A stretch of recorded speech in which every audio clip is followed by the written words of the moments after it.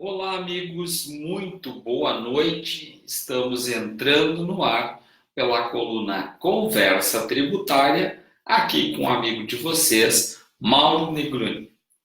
Muito boa noite. Olha aí, a Valéria Silva, como sempre, já está aposta conosco, já está aí, né, ligadinha e já está com a gente entrando. Tudo bem, Valéria Silva? Tava já, né, no capricho, no ar, né? Com ó, a Rosana Marques também entrou, Camila Moraes, que bacana, tem bastante gente entrando já.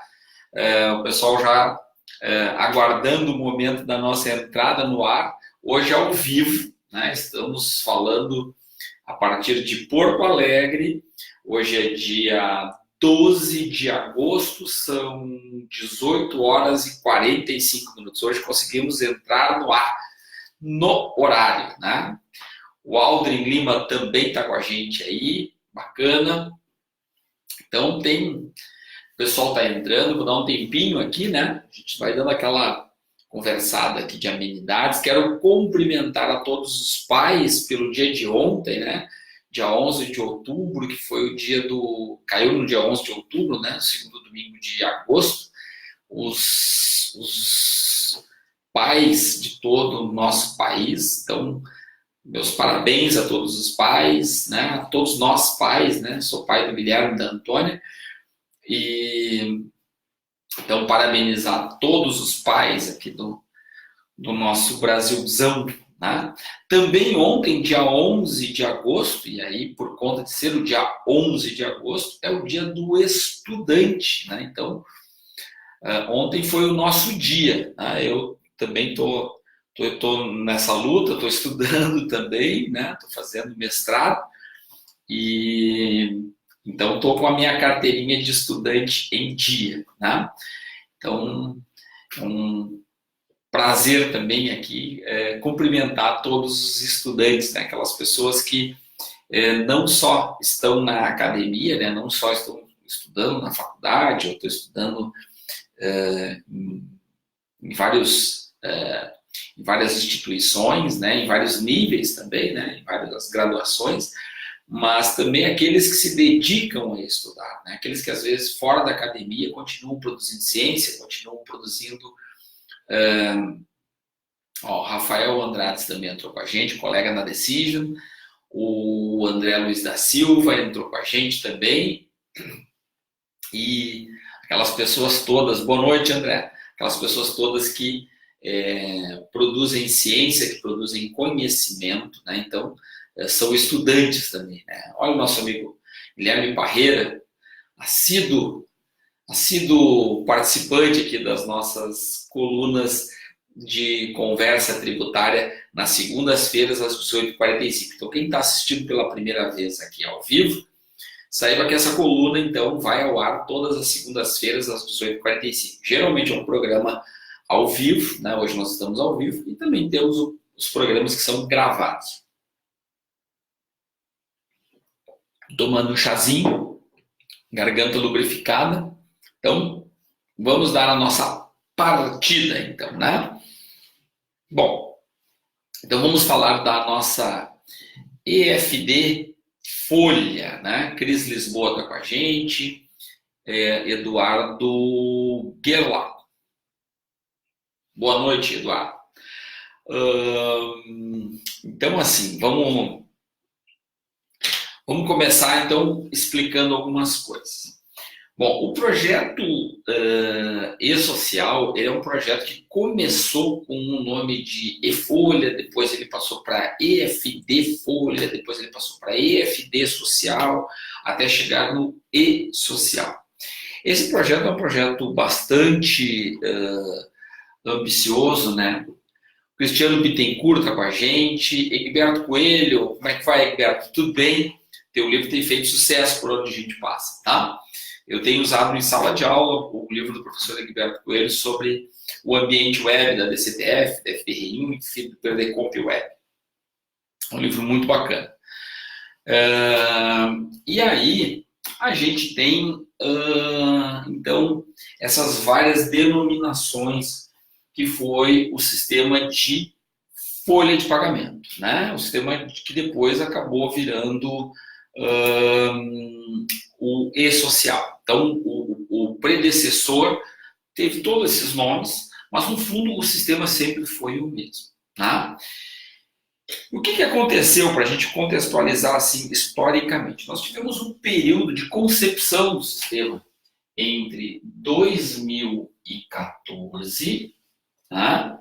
Estou aqui com a minha colinha, porque ninguém não, eu pelo menos não tenho como decorar tudo, né? Então, em maio de 2014, nós tivemos então a denominação de e-social e tivemos as primeiras reuniões do projeto piloto do ambiente do e-social, né? Então, ali que começou a marca mesmo. E aí, em 2014 ainda, nós tivemos, maio não, aí já não era mais maio, né? Aí em dezembro de 2014, nós tivemos então a primeira versão do manual, a versão 1.0 do manual de orientação.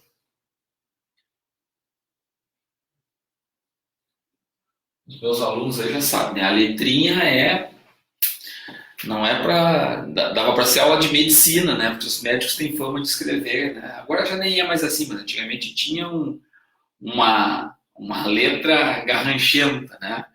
E tá aí a Kátia Miranda com a gente, Kátia Miranda Coradini, muito boa noite. César Moraes, amigo César Moraes, quanto tempo que a gente não se fala? Um abraço, meu amigo. Depois nós tivemos, então, 2015, né? Que a gente teve, então, em junho, nós tivemos a versão 1.1, depois nós tivemos em 2017, por que eu estou fazendo isso aqui? Já vou mostrar para vocês, tá? Em fevereiro de 2017, então, nós tivemos a versão 1.2, e aí, isso aqui era tudo ainda e-social, tudo e-social. E aí, tivemos, então, em 2017, em maio, nós tivemos, então, a publicação da EFD Reinf. Eu vou botar com o nomezinho certo dela aqui, para não ter problema. EFD Reinf. Retenções e informações. Esse é o nome da nossa amiga EFD Reinf, tá? Saudade também, César. César está dizendo que está com saudade. Então, bom, aí depois nós tivemos, e aí a partir daqui nós começamos a ter as implantações, né? Então, aí implantou em 2018 o e-social e a EFD Reinf, beleza? Muito bem. O que acontece? Nós tivemos todas essas implantações e aí nós também passamos a ter aqui o advento da DCTF Web e o Perdicomp Web, como coloca o professor Egberto Coelho no seu livro, né? Juntamente com os demais autores, né? Muito bem. Só que aí o que aconteceu? Nós tivemos a implantação das empresas do primeiro grupo, as empresas que faturam ou faturaram acima de 78 milhões em 2018, em 2017. 2016, na verdade, foi parando. Então, em 2018 entraram as empresas maiores. E aí, o que aconteceu? Nós tivemos e passamos a ter um paradigma novo, que era o paradigma do e-social, com a provável, possível e prometida eliminação das demais obrigações acessórias, que incluíam a DIF, a RAI, principalmente, né, DIF, RAIS, CAGED, CEFIP, e, enfim, né? Acho que esqueci de alguma grande, mas enfim, nós tínhamos 15 obrigações e aí se prometeu eliminar essas 15 obrigações com o E-Social e a EFDI. Bom, vejam, e aí eu quero chamar a atenção de vocês, vejam que aqui, ó, maio de 2017, nós temos o advento em fevereiro de 2017, nós temos a versão 1.2 do E-Social. E em maio de 17, ou seja, bem pouco tempo depois, nós tivemos a publicação da EFD-REINF. Por que será que nós tivemos, né? Vitor Falvo, que entrou com a gente aí agora, muito obrigado pela tua participação aqui, pela audiência. O que aconteceu? Nós passamos a ter uma distinção, ou seja, eu tinha um objeto único aqui, que era o E-Social, e passamos a ter dois novos objetos. Aí a REINF e propriamente o E-Social com o split da FD-REINF. Mas ainda neste momento, lá em 2017, continuávamos a ter o ambiente único, gerido pelo Ministério do Trabalho e Emprego, à época, e pela Receita Federal do Brasil, da Caixa Econômica Federal, representando o Fundo Curador do Fundo de Garantia por Tempo de Serviço, e também o INSS, né? Que, obviamente, tem todo o interesse no E-Social e na FD-REINF por conta da retenção do INSS e por conta da contribuição individual e da contribuição patronal da Seguridade Social. Bem, aí, meus amigos, então em maio de 2017, entre fevereiro e maio de 2017, há então essa ruptura, colocando dois sistemas, um específico para cada uma das obrigações. E ali, muita gente, Érica Oliveira, que está entrando com a gente aqui, muita gente passou a fazer o quê? Fazer uma segregação de que pessoa jurídica ia no FD-REINF e pessoa física ia no E-Social. E é importante a gente entender esta distinção que está errada, não é assim que se faz, para poder enxergar onde, Cristiano Bittencourt, que está entrando com a gente aí também, onde a gente deve incluir de um e de outro objeto, de um ou de outro espectro. Olha, já expliquei isso mais vezes aqui, mas é importante a gente relembrar isso agora e entender, para a gente poder entender o movimento final, tá? Eu tenho dentro do E-Social a contribuição previdenciária individual, a contribuição que eu faço no meu número de PIS, por enquanto, pelo menos, porque a ideia é que a gente possa ter isso pelo número do CPF, mas eu, como contribuinte individual lá no CNIS, como contribuinte individual, como contribuinte, porque contribuinte individual é outra categoria, mas como contribuinte da categoria geral, eu estou pelo número do meu PIS, pelo número do meu número individual do trabalhador, pelo NIT, que normalmente é o PIS, ou o PASEP. Eu vou ter o número do cartão do SUS, ou né, então, do programa social. Eu vou ter, então, a minha contribuição do regime geral dos empregados seletistas, vão ter as minhas informações individualizadas pelo E-Social, como hoje é, para quem não está no E-Social ainda, dentro desse princípio, a contribuição individual do trabalhador vai também o FGTS. Isso deve migrar para o E-Social, ou deveria migrar para o E-Social, porque agora parece que o E-Social vai terminar, né? Depois nós vamos falar sobre isso. Por isso que eu estou querendo explicar e contextualizar a história disso. E aí houve esse split aqui. A Receita Federal do Brasil pegou a EFD-REINF, criou a EFD-REINF para colocar o seguinte, olha, Aqui eu vou ter as retenções, são informações que não têm relação com o ambiente de contribuição individual. Aqui são as retenções. Essas retenções são adiantamentos dos empregadores. Então, quando uma empresa contrata a outra com cessão de mão de obra, com cessão onerosa dessa mão de obra, o que vai acontecer? Essa empresa tomadora de serviço retém uma parte do pagamento, paga antecipadamente o tributo, a contribuição previdenciária do prestador de serviços.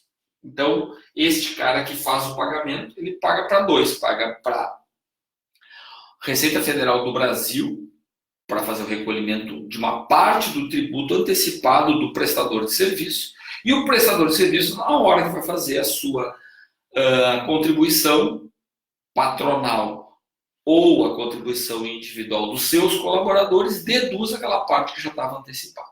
De forma que, em caso de que houvesse uma perda, né, por falta de pagamento ou por alguma situação qualquer, uma parte, pelo menos, já estaria antecipada, que seria a parte do empregado, os 11%, em geral, os 11%. Tá bom? Thaís Cantelli, que entrou agora conosco. Muito bem, então a gente teria essas duas modalidades. Então, não é por pessoa física ou por pessoa jurídica, é que aqui eu tenho a contribuição de forma individualizada. Por isso que está no E-Social. Mas e o contribuinte individual, que é uma categoria, também vai dentro do E-Social, chamado de autônomo, também vai dentro do E-Social.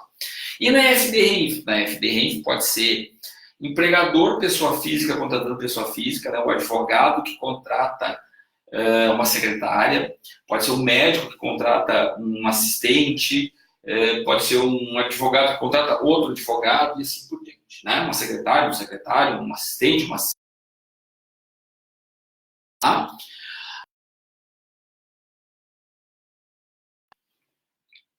Opa!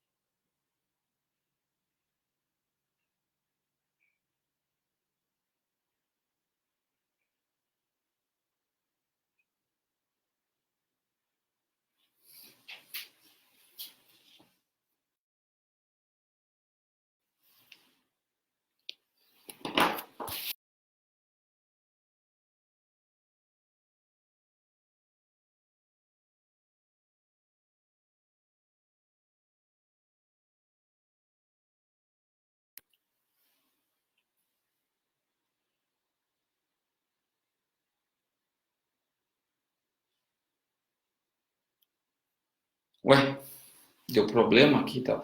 Para mim parece aqui que está tudo conectado. A imagem está ok, eu creio que o som também. Pois é que para mim está aparecendo aqui uma mensagem para reconectar. Alguém pode me dizer se está tudo funcionando aí, se vocês estão enxergando? O André Luiz aqui mandou uma mensagem dizendo que está online. Pois é, a mensagem que está na tela aqui está dizendo que não está online. Bom, então vamos seguindo aqui, Carlos Baumgarten, obrigado, tá? Então, se alguém não... algum bug aí do nosso... Tá bom, Vitor Falvo. Vamos ver, vamos seguir adiante então, tá? Tem bastante gente logada, imagino que está tudo funcionando aqui. Tá? Valéria Silva está dizendo que está ok, imagem e som ok. Meu Deus do céu, vamos ver. Bom, então o que acontece? nós temos, então, a contribuição individual declarada dentro do E-Social, e por isso que eu digo assim, não é aqui no E-Social, eu tenho a contribuição individual e a contribuição patronal, certo? E na EFD-REINF eu tenho a antecipação. Se eu tiver um empregador pessoa física contratando outra pessoa física, vai estar no E-Social. Óbvio, né? E se eu tiver um contratante pessoa jurídica contratando pessoa física, também vai estar no E-Social. Na FDRINF só vão as retenções efetivamente. Bom, mas qual é a distinção disso? Por que dessa distinção? Por uma questão, e aí nós vamos cair de novo naquela velha história que eu sempre falo para vocês, que é a questão da legislação. A legislação que é muito complexa. E aí, o que aconteceu agora, nesse ano de 2009, agora já há poucos dias, né? Tá tudo bem, tá todo mundo dizendo que tá ok. O Gerson também entrou aqui, tá bacana lá de Panambi, tá tudo funcionando. Só que eu tô com uma mensagem de erro aqui na tela, mas vamos embora, né? Tá tudo funcionando. E aí, o que acontece? A gente tem a publicação da receita saindo da gestão do E-Social. E aí é que começa a ter aquela história meio, né? E aí remete, agora em 2019, remete aquilo que a gente já tinha encontrado aqui. Para mim, essa ruptura já estava aqui, ó, anunciada de fevereiro de 2017 para agora. Por quê?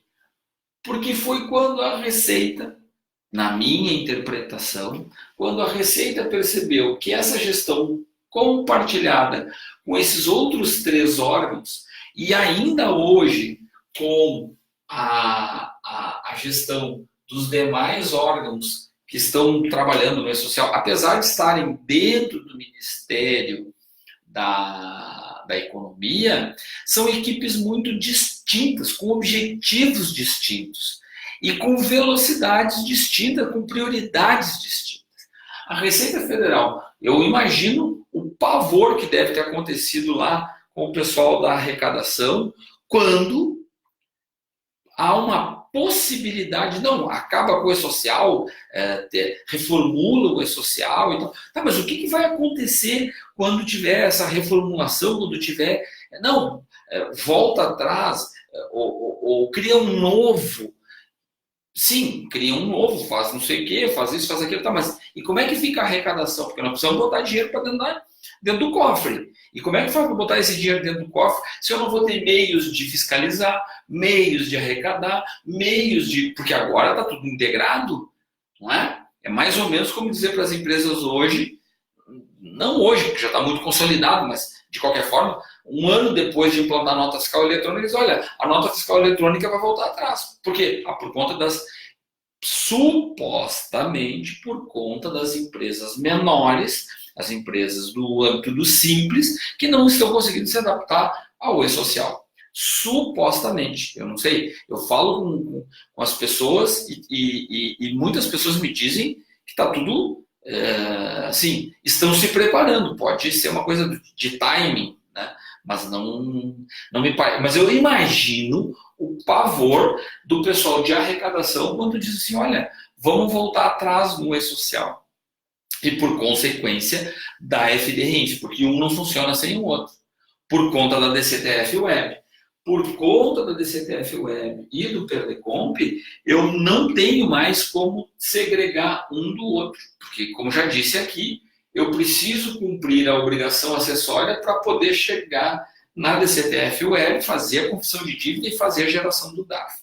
Então, esse é vamos dizer assim, o histórico que nós temos do E-Social e da EFD-RINF, que desemboca, por isso que eu estava explicando antes, que desemboca nessa questão aqui da segregação. E por isso que eu apostava, eu já tinha feito aqui algumas colunas há um tempo atrás, dizendo que com o fim do E-Social, com o suposto fim do E-Social, porque para mim o E-Social pode mudar de nome, pode fazer um monte de coisa, mas ele vai continuar existindo. eu sempre apostei na possibilidade da FDRINF abarcar toda a parte da arrecadação, como é o caso da DIRF, na parte da arrecadação e na parte da fiscalização, como hoje é na DIRF, como hoje é na CEFIP. Claro que é arrecadado por GRPS, um mecanismo mais antigo e assim por diante. Mas vamos, desculpem, né? Ao vivo é isso aí mesmo, sai tosse, sai o que dá, né? Então, assim, agora vocês vejam um projeto da magnitude do E-Social, com os investimentos que as empresas fizeram. A grande massa de empregadores fez em relação ao E-Social. Sistemas, processos, enfim, uma série de questões que foram adaptadas para o ambiente do E-Social. Adaptadas no sentido de passar a cumprir aquilo que a legislação exige. Por isso que, mais uma vez, a gente volta a falar. Eu volto a frisar aqui para vocês. A questão é a legislação. A legislação que é complicada. Não é o sistema. O sistema por si só não é complicado. Ele é complicado a cumprir tudo aquilo que o E-Social prevê. Mas então esse problema já existia? Sim. Só que não havia mecanismos automatizados de fazer uma fiscalização por conta da informação que sempre foi consolidada para o ambiente do governo. E é por isso também que a Receita Federal não quer mais saber da DIRF. Ela quer FDRINF em detrimento da DIRF. Por quê? Porque a DIRF a gente manda um ano depois, né, no exercício seguinte, com informações consolidadas. Essas informações consolidadas não me dizem respeito lá que tipo de contribuição foi feita, eu tenho que pegar por valores, não, enfim, por valores, por código de retenção, mas por período, eu não sei se aquelas notas foram pelo regime de caixa, pelo regime de competência, assim por diante. Então, é óbvio que o interesse de arrecadação também precisa ser colocado na mesa. Uma coisa é os agentes políticos dizerem, bom, nós vamos dar uma solução para isso, e vamos reformular, e vamos mexer no sistema, e tudo vai ficar lindo e maravilhoso. A outra coisa é aquilo que é o possível, aquilo que é o razoável, e aquilo que garante a arrecadação dos sistemas do governo federal. Então, assim, eu não vejo, com reforma da Previdência e sem reforma da Previdência, possibilidade da eliminação do E-Social. Agora, é certo que a Receita, tendo colocado que está fora da gestão do E-Social, cria um problema, né? Não acho que é ela que criou o problema, mas cria-se um problema, que é o seguinte, como é que a gente faz para não ter descumprimento do decreto 6.022 de 2007, que estabeleceu que a entrada de dados pelo sistema do SPED, né, pelo Sistema Público de Escrituração Digital, é pela via única. Este é o desafio. Esse é o desafio de agora, deste momento. Tá bem? Então, esse histórico que eu estava colocando aqui para vocês lá desde 2004, quando começou o projeto E-Social, é exatamente para a gente poder falar do seguinte, e agora, como é que vai ficar? O futuro recente, o futuro próximo agora, o passado recente e o futuro próximo. Como vão ficar as obrigações do âmbito do E-Social e do SPED, no caso da FDRINF, né? Imagina a gente ter que cumprir, mandar o contra-cheque para a FDRINF e mandar o contra-cheque para o E-Social. Não é razoável. Não é razoável. Eu entendo, inclusive, quem defende que não pode ser tão complicado cumprir o E-Social. E aí acho que também tem uma questão que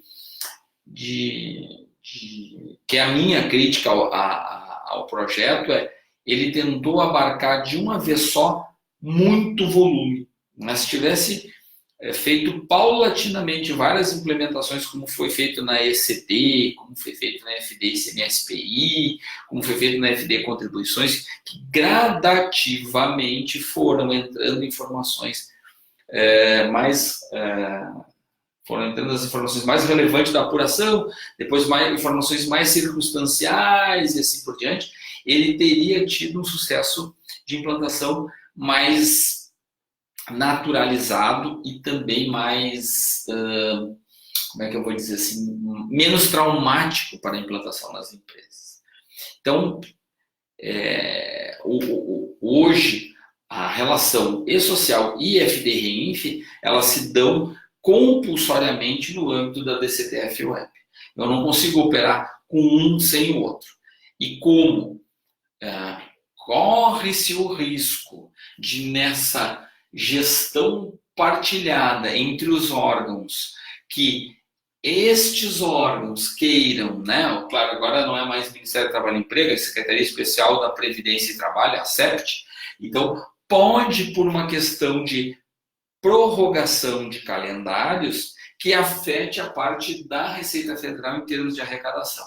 E eu acho que esse é todo o temor, né? A minha percepção é que isso é todo o temor, e isto faz todo sentido quando a gente pensa em arrecadações de bilhões que mantém a máquina pública fazendo seus pagamentos e, enfim, fazendo pagamento dos benefícios do INSS, fazendo o pagamento de folha de salários e tudo mais, né? Porque aqui tem uma arrecadação de PIS e COFINS retido também, né? De antecipação de PIS, COFINS e contribuição social. Então, na minha ótica, essa que é o imbróglio que nós estamos vivendo neste momento aqui. Porque nós precisamos avançar, nós como sociedade precisamos avançar. Porque tem vantagens do projeto social, né? Eu elenquei aqui, por exemplo, o rigor na regulamentação, né, na aplicação da regulamentação legal, que por uns é detestado, por outros é ovacionado, mas, enfim, ele traz essa possibilidade de descobrir trabalho escravo, possibilidade de quem não está cumprindo cotas, de uma série de coisas. Mas isso é muito complexo. Bom, mas muda a legislação, então. Porque não dá para a gente culpar o sistema porque a legislação é complexa e porque ela estabeleceu algo que é inalcançável para as empresas. Então, o problema não é o sistema, o problema é a legislação. Né? Não vamos fazer de conta que o problema não existe porque a gente não está olhando para ele. Não dá. Tá? Depois, nós temos ainda uma obrigação que vai abarcar várias. O erro, para mim, é o timing. Eu tiro uma e coloco todas as informações que hoje eu preciso, das 15, numa entrada só. Isso eu acho que está completamente equivocado. Mas, né, é a minha opinião. Né? E ainda a gente tem, claro, a possibilidade de ter todas as informações do E-Social e da FD-Reinf no ambiente que hoje é muito ruim, num novo ambiente. Né? O ambiente muito ruim hoje é o CNIS, né? Porque o CNIS tem PIS duplicado, tem gente que já morreu, olha, né, o número de PIS que proliferou durante tantos anos, então é muito complicado. Então, certamente o país vai ganhar com a implementação do E-Social e da FD-Reinf. Eu não tenho dúvida disso. A forma como vai ser implantado, bom, aí a gente pode discutir isso muito tranquilamente, né? Aliás, sempre vamos discutir tranquilamente, né? Porque, afinal de contas, a opinião plural é a melhor, não é a opinião de uma pessoa só, né? Uma posição autocrática nunca é bom. O bom é a pluralidade. A pluralidade é que vai fazer com que a gente tenha ideias melhores e que possa aperfeiçoar. Né? Não existe projeto sem críticas. Existe projeto não criticado, mas sem críticas não. Né? Não criticado, que eu digo, não foi devidamente oportunizado a crítica. Né? Então aí ok, mas sempre tem alguma coisa para melhorar. Né? Isso é clássico já. Né? E aí fica aquela questão que o que já foi investido, inclusive vai ao encontro da pergunta do André Luiz aqui. Né? Aquela minuta da FD-Reinf 3.0 que foi retirada do site do SPED poderá ser uma realidade em um futuro próximo?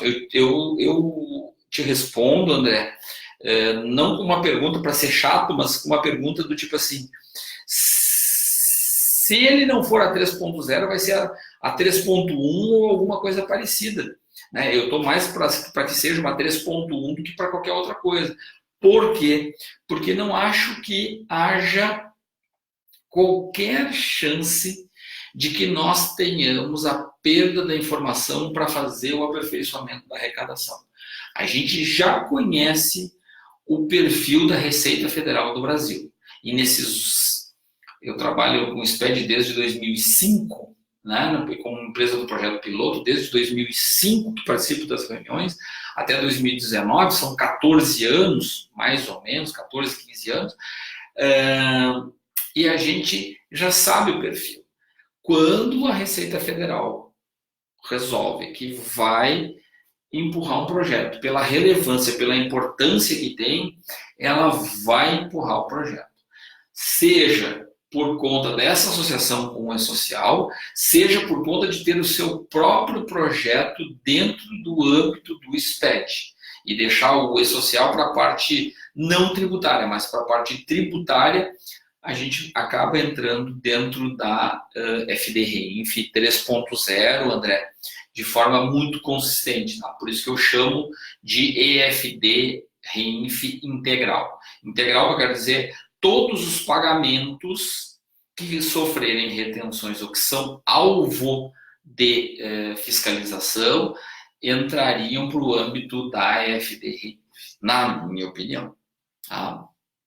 Então, sim, no futuro próximo, a 3.0 da FD-REINF tem chance de prosperar?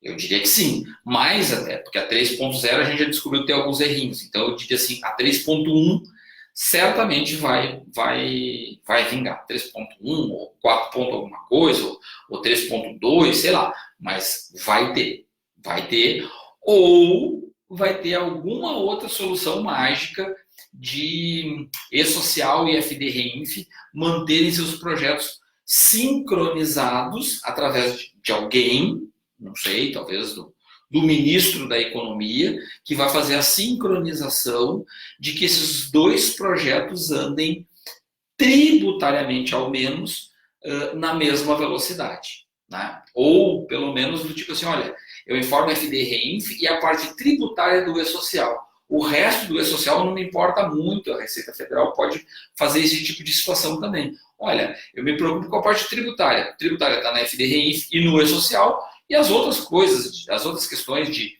horário, de saúde e segurança do trabalhador, regime de trabalho, enfim, essas outras demandas não necessariamente entrariam dentro do ambiente do E-Social. Tá? Desculpa, só um pouquinho aí, pessoal, que hoje é o dia, hein? Hoje é o dia. Tem uma lâmpada, né? Porque aqui atrás é cheio de lâmpada, e tem uma lâmpada que estava se mexendo ali, eu tive que dar uma regulada nela. Enfim, né? Ao vivo é sempre assim, né? Estamos sujeitos a essas coisas. Lâmpada que se mexe, tossir, espirrar, já aconteceu outro dia de eu espirrar aqui ao vivo. Né? Marcos de Paula, um abraço, entrou com a gente agora aqui